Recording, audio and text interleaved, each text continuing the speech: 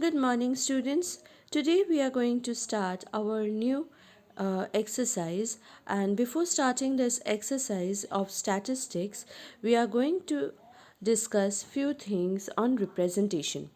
Now, tabular representation was our first part. We have completed sums as well as explanation of tabular representation. Now, let us move on to graphical representation. Whenever we collect a data, this data is to be represented. First and foremost, it is to be represented in tabular form, that is in frequency distribution table. This part we have already covered. Now let us learn how to represent in graphical representation of the data. It is well said that one picture is better than 1,000 words. Usually, comparison among individual items are best shown by means of graph. Representation then becomes easier to understand than the actual data. So, the following graphical representations we were going to discuss in this chapter are bar graph, histogram with uniform width, histogram with varying width, and frequency polygon. In this year of your class 9 standard, that is of session 2021, the last two is a deleted portion.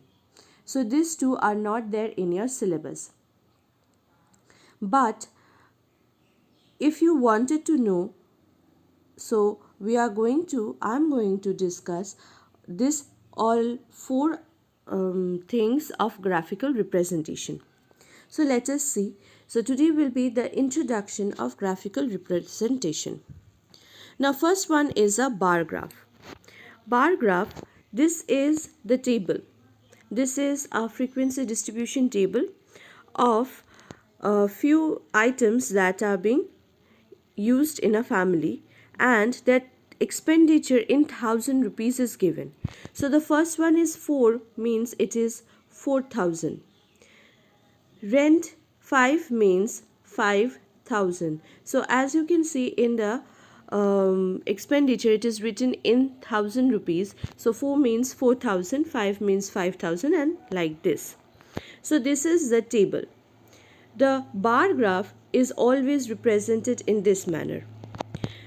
On the bottom we have our x-axis, and on our left hand side we have our y-axis. In y-axis, these things are need to be written, that is expenditure in 1,000 rupees and heads. In this fashion it needs to be written. Now in bar graph we will make markings of 0, 1, 2, 3, 4 and so on according to the requirement of the question along our y-axis, but there will be no marking on the x-axis, and there will be slabs, uniform slabs, that is to be made. Now in grocery we have 4. We have seen that the expenditure in grocery was 4. So we will make a bar like this till 4. So the top end should end at 4. Next was rent, and it was written 5. So the top should coincide with the mark of 5, and will make a bar of the same. To maintain the uniformity, we should make the bars look in a uniform way. So all the bars should be of same width. Only between the bars there should be gap. Then education, there was 5. Medicine, there was 2. Fuel, again 2.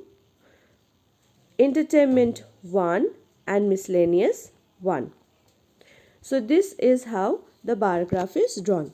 And another important thing is that when you draw graph, you need to write scale for only y-axis in bar graph, because markings are present only in y-axis. So scale should be written only for y-axis, not for x-axis. So you can write 1 or 10 small division is equals to 1 unit. In this fashion you can write, but only y-axis. Next we have histogram with uniform lengths. Now Here I have taken an example of weights of a students and number of students. The weights of a students vary from 30.5 to 35.5. Next is 35.5 to 40.5. The next is 40.5 and 45.5. So this is a grouped frequency distribution table.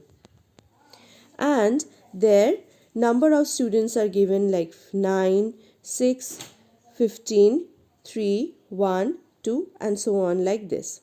Now we have to draw a we have to draw a histogram with uniform widths. For uniform widths, one more important thing is that you will have continuous frequency distribution table. Now what is continuous frequency distribution table? We have discussed it previously in our introduction of statistics. So kindly go into that video and check out what is continuous frequency distribution table. Now this is what a histogram looks like. Again, scale is very important. You need to write scale here for x-axis as well as for y-axis. In x-axis, since the divisions are in fives, so you can write 10 small division is equals to 5 units. Because you can see the difference between these two number is 5. And for y-axis, you can write 10 small division is equals to 1 unit or 2 units. In this case, it is given 2 units. So this is the scale which is very important to write. Next, in x-axis, we will write or we will use weights, and in y-axis, the number of students. That is, frequency always lies on y-axis. Okay, then as you can see, the first number is 30.5 and from 0, 30.5 is a little bit far away. So we have used a kink. Kink is only used when the first number after 0 is a number which is far away. Like if I use 0, 2, 4, this interval like I have done in y-axis, we do not need a kink in that case because the numbers are uniformly distributed. The division is of 2 units gap we have from each numbers, and after 0 if we take 2 units gap it is 2. So there is no need to give kink. But in x-axis, as you can see, 10 small division is equals to 5 units. That means from 0 to 30.5 is a very big number, very big gap. Whenever the gaps are very big, we use this kink. So if it is used in y-axis, we can use in kink over there as well. And if it is used in x-axis, if the gap between the first number and 0 is very big, then we will use kink. Now the difference between bar graph and a histogram is, between bar graph and histogram, in bar graph we have gaps between each of the bars, but in case of histogram we do not have a gap between each of the bars. The first was 30.5 and 35.5. If we go and see the question, the weight is first class interval is 30.5 and 35.5. Number of students is 9. So here in this case the slab ends between 8 and 10. Between 8 and 10 means it is 9. So the straight line or the bar of end bar should be at the portion of 9. Since you will be doing it in a bar graph, in a graph paper, plotting will be easy. Never use a white page for using for drawing graphs because they might be wrong. Next slab is 35 to 40. For 35 to 40 we have 6. So you can see this mark is coinciding with 6. Then 40 to 45 we have 15. Yes, we have 15. So it is between 14 and 15.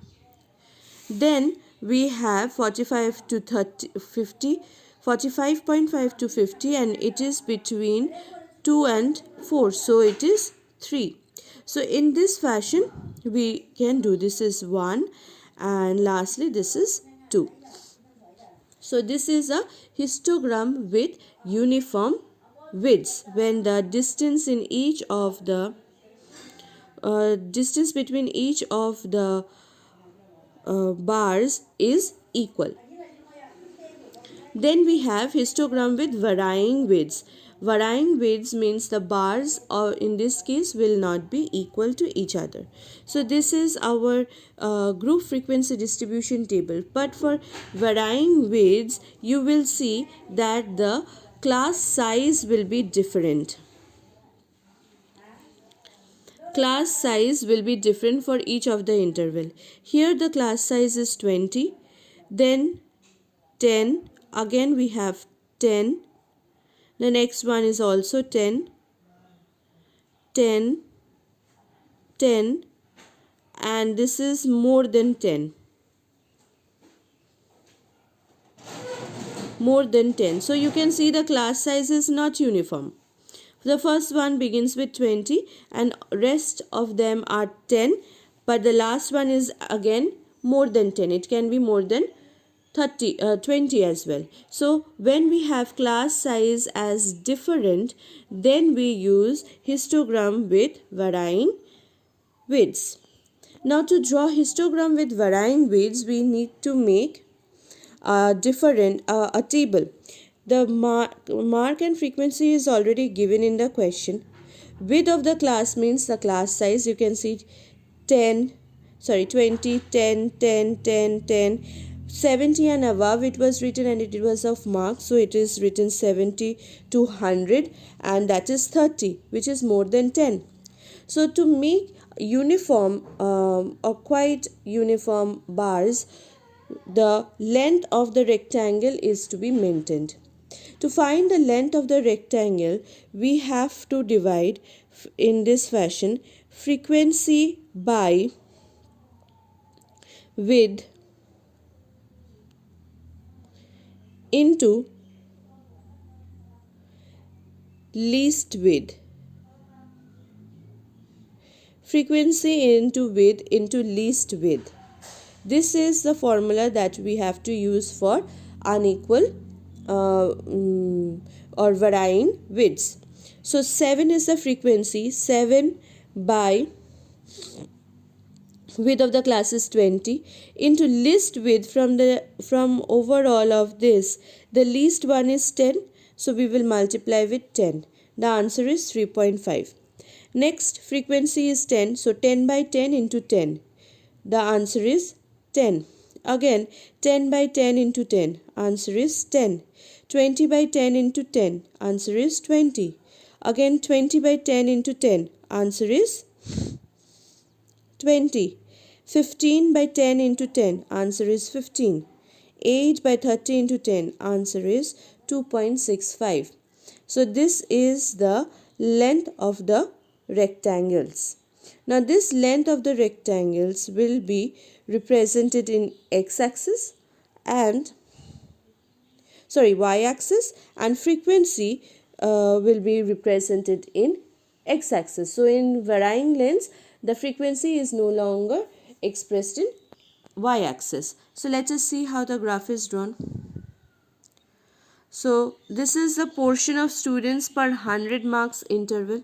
This is our length that we have found out, length of the rectangle actually.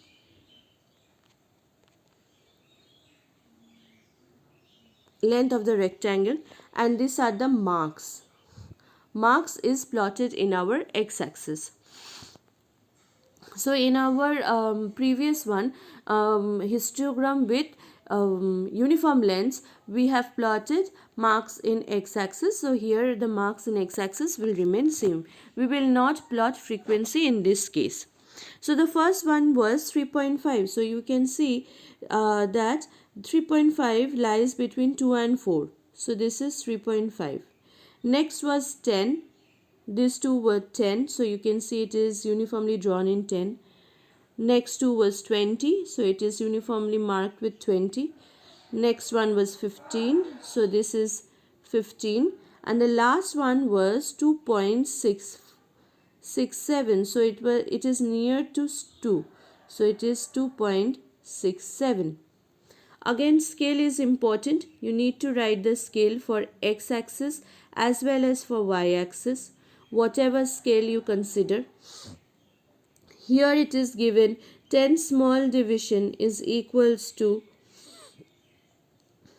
10 units in x, and 10 small division equals to 2 units in y. So this is for x, and for y this one. So the scale is very important to write. Next we have frequency polygon.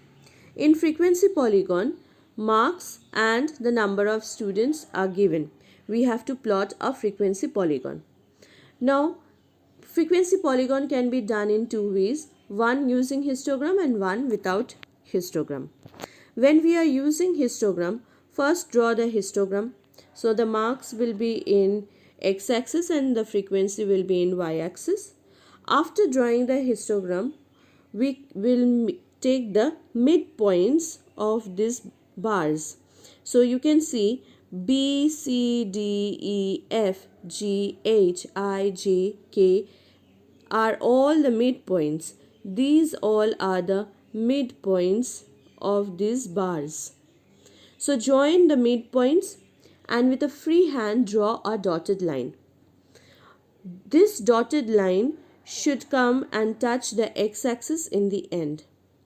So in between the interval you should touch. This will be between 100 and 110, and here it is between 0 and -10, that is of the negative side.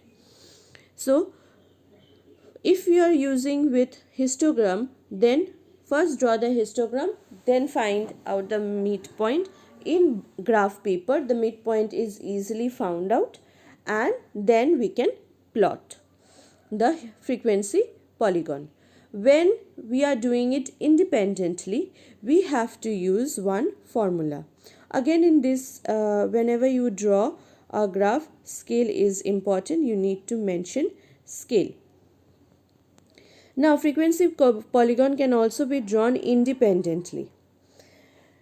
For this, we need to find class mark. Class mark is, this is how we find upper class limit plus lower class limit by 2.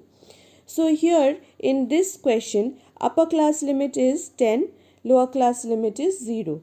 So class mark will be 5. Next, 20 plus 10 divided by 2, that is 15. Then 30 plus 20 divided by 2, that is 25. So in this manner we will find the class mark. And on finding the class mark, if we find each of the class mark, let me write it in presentable manner.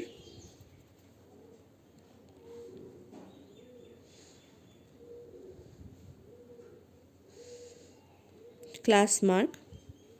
So first is 5, then 15, 25, 35,